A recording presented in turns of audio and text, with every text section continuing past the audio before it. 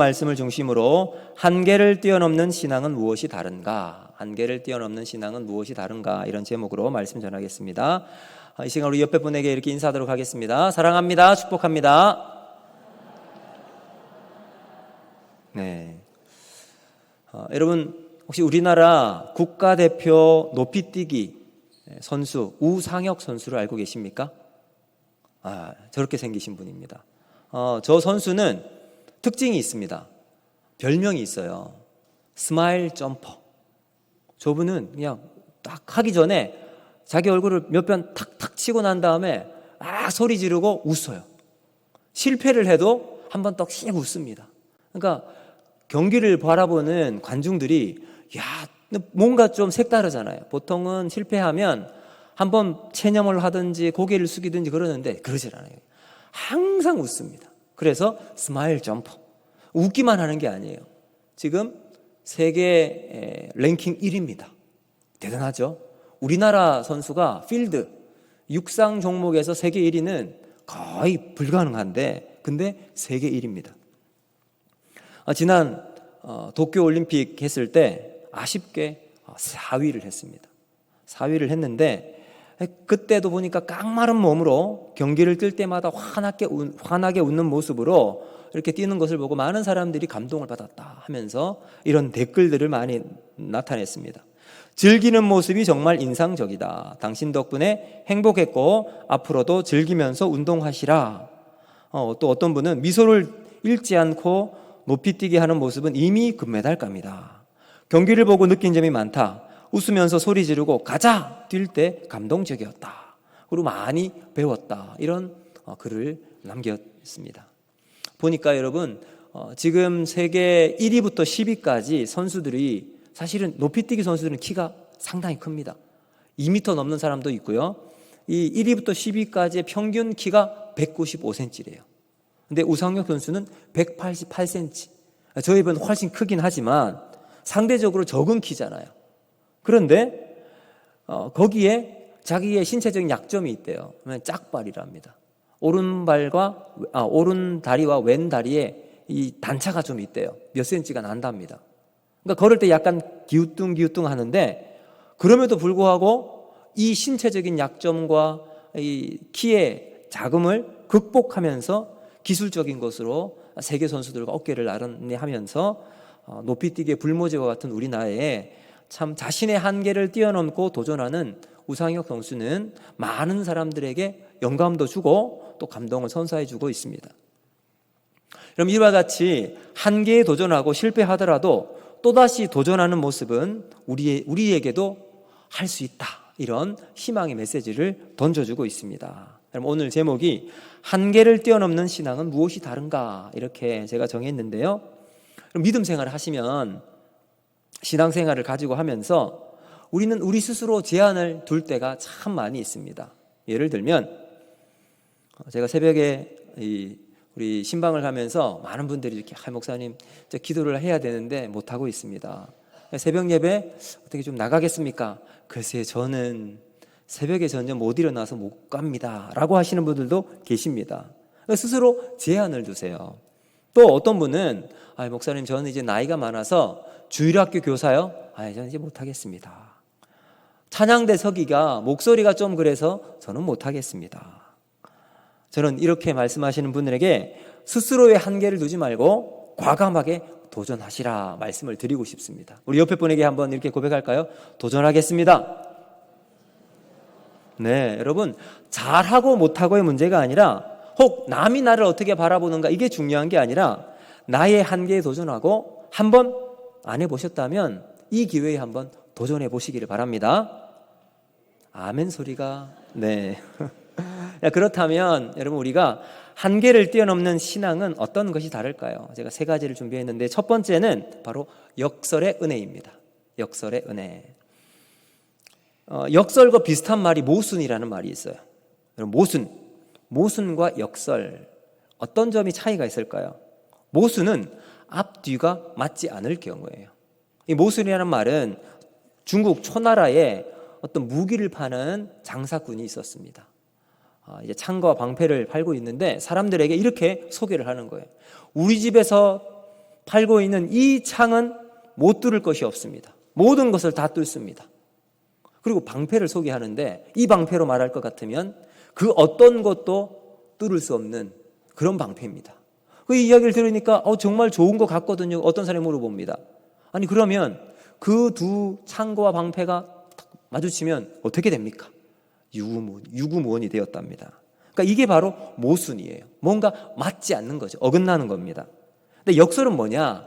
역설은 반대로 말하면서 오히려 그것을 더 강조하는 경우예요. 예를 들면 이것은 소리 없는 아우성이다. 이것은 소리 없는 아우성이다. 또 한 예로 작은 거인. 그러면 거인이 어떻게 작습니까? 그러나 작은 거인 하면 여기에 뭔가 에너지도 있고 힘도 있는 경우 우리 작은 거인이라고 말하죠. 그렇다면 우리가 신앙생활을 해나갈 때 이 두 가지 중에 어떤 길에 있을까요? 신앙은 모순일까요? 역설일까요? 신앙은 역설입니다. 이 역설의 아름다움은 우리의 신앙의 여정을 통해서 고스란히 발견할 수가 있습니다. 우리 하나님께서 우리를 사랑하사 독생자 대신 하나님이신 예수님이 이 땅에 인간의 모습으로 오셨어요. 그래서 허물과 죄로 죽을 수밖에 없는 우리에게 하나님 나라 생명을 가지고 살아갈 수 있도록 길을 열어주셨죠. 이것이 바로 역설입니다. 하나님이신데 인간으로 오신 것. 그럼 우리가 그래서 고난과 절망 속에서도 소망의 주님을 바라보니까 우리가 다시 일어설 수 있게 되는 거죠. 그럼 우리가 하나님의 일을 잘 감당하지 못하는 이유가 뭘까요? 우리가 하나님의 일을 잘 감당하지 못하는 이유는 우리가 연약해서라기보다는 오히려 우리가 너무 강하기 때문이다. 이렇게 말씀하신 분도 계세요. 역설적이죠. 우리가 기도하지 않아도 될 만큼, 순종하지 않아도 될 만큼 우리 자신의 힘이 너무나도 강하게 드러나게 되니까 이게 문제가 되어서 신앙생활에 삐걱거리게 된다는 거죠. 소위 인생이 잘 풀리고 잘 나가게 될 때 우리는 우리의 힘을 자랑합니다. 내가 가지고 있는 돈을 자랑하죠. 자신의 능력을 과시하고 싶은 오만과 교만이 그때 우리 속에서 탁 나타나게 됩니다. 그러면서 우리의 이 근육이 뻣뻣해져요. 이 뻣뻣한 근육이 우리의 영혼을 탁 사로잡으니까 우리는 전혀 믿음으로 움직이지 못하고 거기에 잡혀있는 상태가 되어버리고 만다는 거죠. 그래서 남아공의 지도자였던 넬슨 만델라는 이런 말을 했습니다. 오늘날 지도자의 가장 무서운 것은 힘이 부족해서가 아니라 힘이 너무 많아서 문제다. 공감하시죠? 우리 정치 상황을 봐도 힘이 있으면 여기에 좀 힘을 다 쏟아주어서 국회의원을 많이 했는데 알고 보니 자기들만의 잔치를 해나가고 있어요. 자신의 정당함을 주장하는데 약자를 대변하기보다 자신의 권리와 자신의 이익을 찾는데 정치력을 더 많이 사용하고 있다는 거죠. 그러면서 힘들게 여러분 우리나라 정치 지형이 그렇게 만들어져 가고 있는 거죠. 우리의 약함을 발견하고 그 약함을 통해 진리를 보게 된다는 것은 그것은 하나님의 은혜요 축복입니다. 그래서 우리가 찬양도 이렇게 했죠. 약할 때 강함 대신에. 왜요? 우리의 약함을 통해서 우리는 누구를 의지하게 될까요? 하나님을 의지하게 됩니다. 하나님, 나는 약합니다. 나는 부족합니다. 오늘도 하나님이 나에게 힘을 주시고 주님의 손이 나와 함께 있을 때 내가 그 일을 감당할 수 있겠습니다. 여러분, 이렇게 되면 우리가 다시 힘을 얻어서 주님이 주신 은혜로 한 걸음걸음 믿음의 길을 걸어나갈 수 있게 되는 거죠. 연약함은 모든 면에서 약점이에요. 그렇죠? 약점입니다. 그러나 그 약점 가운데 하나님이 함께 하시면 영적인 업그레이드, 한 단계 뛰어 넘어가는 은혜가 새로운 발판이 생기게 됩니다. 그래서 이 연약함을 통해서 하나님의 능력을 경험하게 되죠. 바라기는 오늘 우리 삶 가운데 하나님 나의 약점을 고백하고 그 약점을 통해 하나님과 연합되어서 내 안에 나도 발견하지 못했던 하나님의 능력으로 그 일들을 감당해 나가는 저와 여러분이 되기를 주님 여러분 축복합니다. 여러분, 하나님의 힘의 도우심을 간절히 바랄 때 그때부터 하나님께서 우리들에게 힘을 공급해 주십니다. 그 능력의 위대함을 경험하게 되죠. 그래서 오늘 우리는 나의 약점 때문에 고민이시면 기도하세요. 하나님, 나의 약점을 통하여 주님이 일하여 주시옵소서. 하나님의 은혜를 받는 통로로 쓰임받게 하여 주시옵소서. 그러면 우리를 통해서 하나님께서 일하여 주실 줄로 믿습니다. 그래서 약할 때 강함이 되는 역설의 은혜가 오늘 우리 가운데 있기를 주님의 이름으로 축복합니다. 두 번째, 바로 연결의 능력입니다. 연결의 능력. 제가 좋아하는 영어 성경 문구가 있습니다. 영어 성경이 아니라 영어 문구가 있어요. 뭐냐면 제가 한번 보여드릴게요. 바로 God is the plug. 무슨 말이냐면 하나님은 콘센트다, 이런 뜻이에요. 우리 주변에 전자기기들 많이 있는데 그 전자기기가 힘이 나타나기 위해서는 연결이 되어야 합니다. 전기에 딱 연결될 때 그때 비로소 이 전기의 능력이 나타납니다. 선풍기가 힘이 되고 돌아가고 에어컨도 그때 이제 시원한 바람이 나오게 되는 거예요. 뭐냐? 하나님께 연결되어 있느냐 연결되지 않느냐가 중요하다는 거죠. 오늘 말씀 한번 보세요. 9절 말씀 같이 한번 볼까요? 9절 말씀 같이 읽습니다. 시작. 무명한 자 같으나 유명한 자여, 죽은 자 같으나 보라 우리가 살아있고 징계받는 자 같으나 죽임을 당하지 아니하고. 아멘. 자, 여러분 앞서 말씀드린 것처럼 모두가 역설의 은혜가 여기 9절 말씀 속에 그대로 드러나죠. 무명한 자 같은데 유명한 자, 죽은 자 같은데 살아있다. 이게 바로 역설이 아닐까요? 역설의 은혜입니다. 그러면 이 역설의 은혜가 어떻게 드러날 수 있을까요? 바로 연결될 때 나타나게 된다는 겁니다. 누구에게 연결되어야 합니까? 하나님께 연결되어 있어요. 여러분 10절도 한번 보십시오. 10절 같이 읽습니다. 시작. 근심하는 자 같으나 항상 기뻐하고 가난한 자 같으나 많은 사람을 부유하게 하고 아무것도 없는 자 같으나 모든 것을 가진 자로다. 아멘. 보면 보기에는 참 걱정도 많고 근심으로 참 근근히 하루하루 살아갈 것 같은 사람인데 오히려 그 얼굴을 보면 기쁨으로 가득한 사람이 있습니다.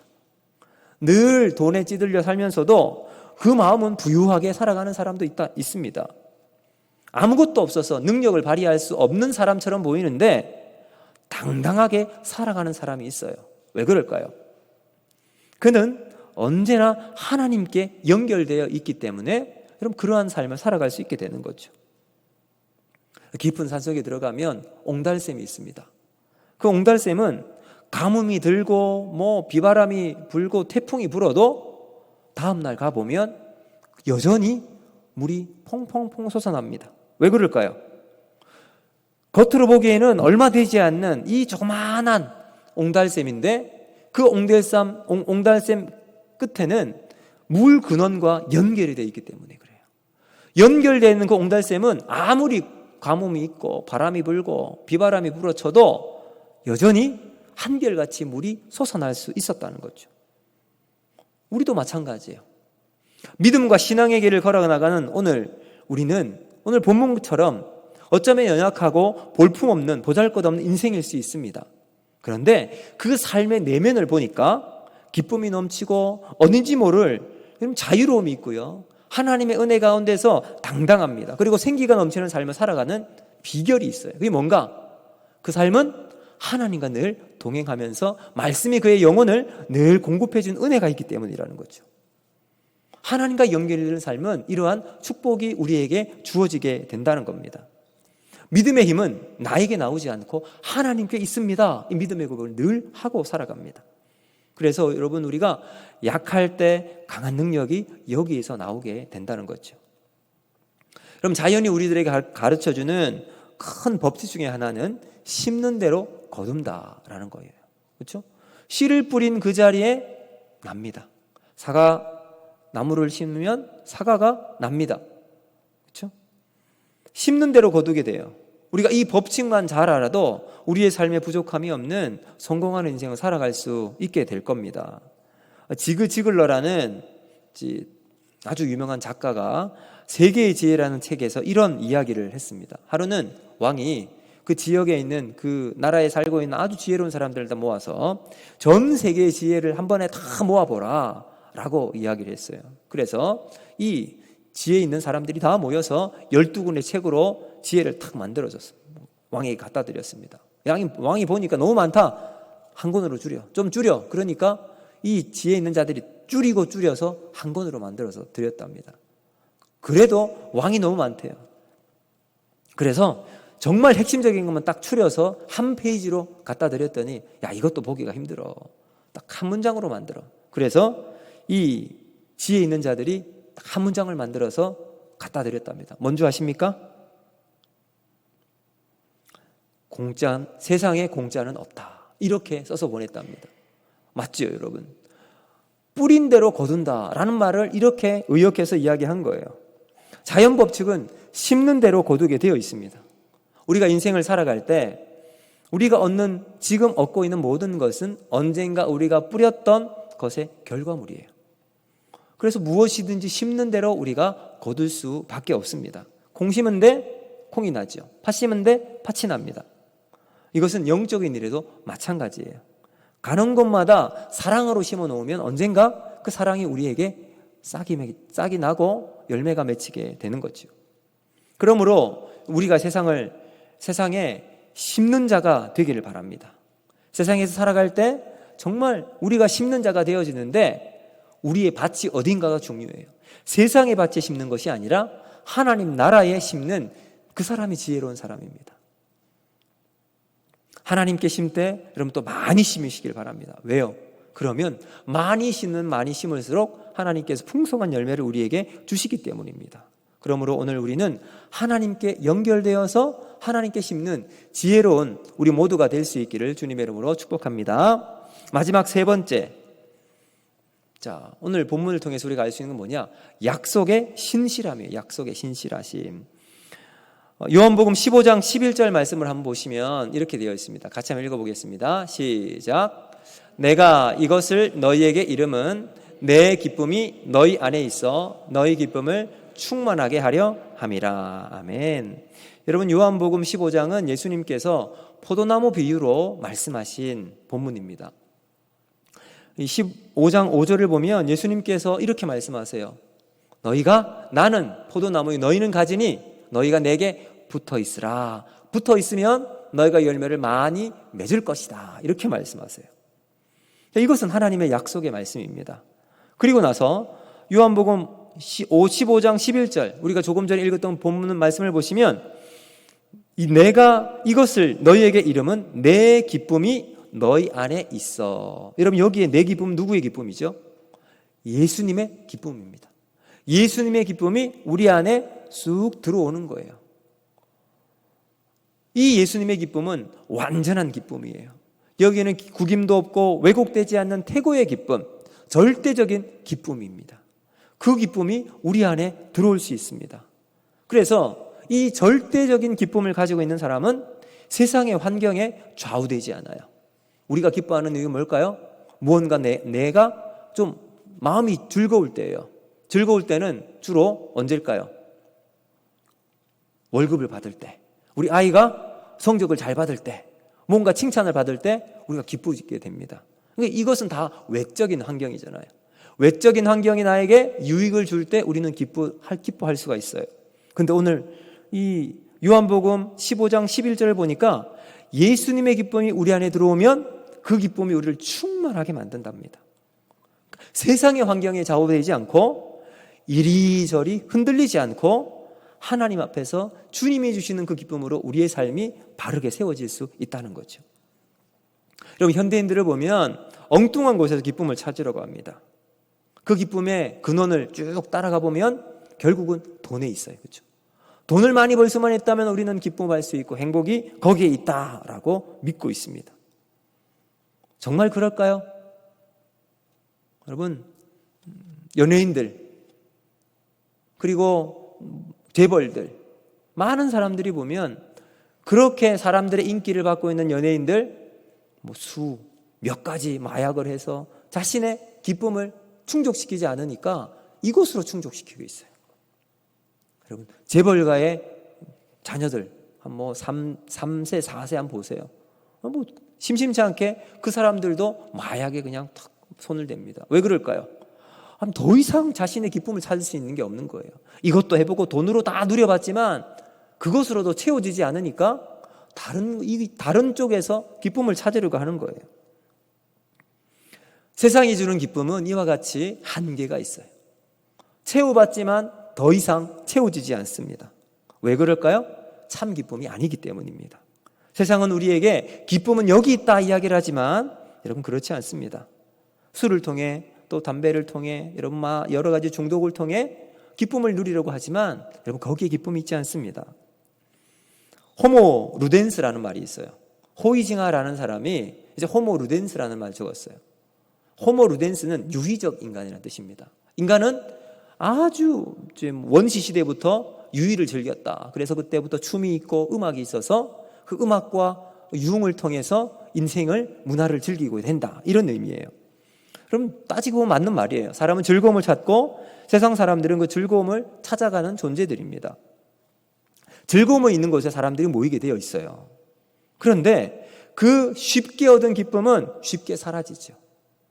근데 그 기쁨을 쭉 찾아갔을 때 결국은 채울 수 없는 것 때문에 엉뚱한 곳으로 빠지게 됩니다. 여러분, 이 기쁨은 세상이 주는 거예요. 근데 오늘 우리 주님께서는 주님이 주신 기쁨을 우리에게 주신다고 말씀하십니다. 상황에 또 환경에 영향받지 않는 유일한 절대적인 기쁨이 오늘 저와 여러분에게 예수 그리스도를 통해서 받게 될 줄로 믿습니다. 이런 빌립보서 4장 13절 말씀을 보면 이렇게 말씀합니다. 내게 능력 주시는 자 안에서 내가 모든 것을 할 수 있느니라. 믿으십니까? 여러분, 우리는 내 능력으로 하는 것이 아니라 하나님께서 주신 능력 가운데 우리가 하는 일에 하나님이 주신 은혜로 감당할 수 있게 됩니다. 우울해질 수밖에 없는 상황이지만 하나님께서 나에게 주시는 힘 때문에 상황에 사로잡히지 않고 기쁨으로 걸어나갈 수 있게 되는 거죠. 그러므로 사랑하는 성도 여러분, 우리에게 주시는 이 약속의 말씀 붙잡고 변하지 않는 하나님의 은혜의 약속 가지고 우리 세상을 살아가기를 주님의 이름으로 축복합니다. 그래서 우리가 붙잡아야 할 것이 뭘까요? 환경, 그리고 내 상황 아니에요. 변하지 않는 하나님의 약속, 이 말씀 붙잡고 살아나갈 때 우리의 조건으로 내 삶이 바뀌어지는 것이 아니라 약속의 말씀, 생명의 말씀이 우리를 변화시키고 한계를 뛰어넘는 믿음으로 우리를 주님께 더 가까이 나아갈 수 있게 만들 줄로 믿습니다. 오늘 그 삶을 우리가 믿음으로 바라보고 한 걸음 한 걸음 예수 그리스도께 더 가까이 나아가는 우리 모두가 되기를 주님의 이름으로 축복합니다. 이제 말씀을 맺도록 하겠습니다. 여러분, 우리가 어떻게 한계를 뛰어넘는 신앙을 가지고 살아갈 수 있을까요? 첫 번째는 역설의 은혜입니다. 역설의 은혜. 여러분, 우리는 부족하고 연약할 수 있습니다. 그러나 하나님이 우리에게 주신 힘으로 나아가면 오히려 이것이 역전으로 하나님께서 주시는 놀라운 변화의 물길이 되어질 수 있다는 겁니다. 그 비결이 어디 있을까요? 바로 연결의 능력입니다. 하나님께 연결되어 있으면 역전의 신앙, 여러분 역설의 은혜가 우리 가운데 흘러날 수 있게 됩니다. 그리고 마지막 세 번째, 약속의 신실함이에요. 하나님의 약속을 끝까지 부여잡고 또 그 말씀을 신뢰하고 믿음으로 또 말씀 붙잡고 한 걸음 나아가면 우리는 세상의 길로 흘러가지 않고 믿음으로 세상을 변화시키는 은혜의 사람으로 살아가게 될 줄로 믿습니다. 여러분, 세상은 힘듭니다. 살아가기가 어렵습니다. 힘든 일이 우리에게 많이 있을 수 있습니다. 그러나 우리 하나님께서 주시는 기쁨을 가지고 살아가는 사람은 상황을 초월합니다. 그리고 하나님이 주시는 기쁨 가운데 내 삶 속에 한계를 뛰어넘는 신앙 가운데 주님 붙잡고 살아가는 축복의 사람으로 우리 모두가 걸어나가게 될 줄로 믿습니다. 이번 한 주간 동안 이 한계를 뛰어넘는 신앙 가운데 주님과 함께 삶을 살아가는 저와 여러분이 되기를 주님의 이름으로 축복합니다. 기도합니다.